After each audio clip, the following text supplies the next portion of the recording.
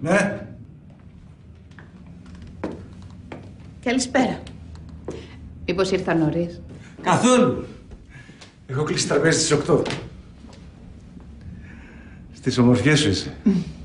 Σε ευχαριστώ. 1 χρόνο έχω να βάλω αυτά τα ρούχα. Και τα έβαλες για μένα? Ναι. Είναι ωραίο να ντύνεσαι για κάποιον. Το είχα ξεχάσει. Και εγώ είχα ξεχάσει την ταραχή που νιώθεις όταν περιμένεις μια γυναίκα.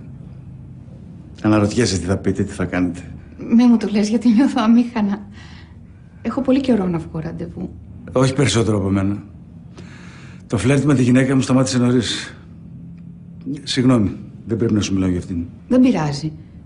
Κι εγώ σου έχω μιλήσει για τον Νίκο τόσες φορές. Αλλά θέλω να νιώθουμε ελεύθερα μεταξύ μας. Να λέμε αυτά που αισθανόμαστε. Για μένα αισθάνεσαι κάτι? Από την πρώτη στιγμή που σε είδα. Σε αυτό εδώ το γραφείο. Το θυμάμαι. Ήσουν γυρισμένη πλάτη και πριν καν γυρίσεις η καινούργια μου καρδιά αναστατώθηκε.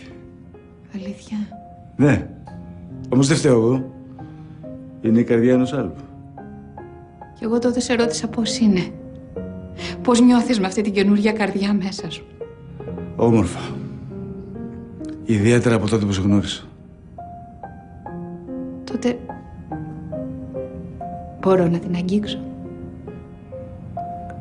Δεν θα καταλάβεις και πολλά. Κρατάει τα μυστικά της. Σε μένα όμως μπορεί να τα πει. Δώσ' μου το χέρι σου.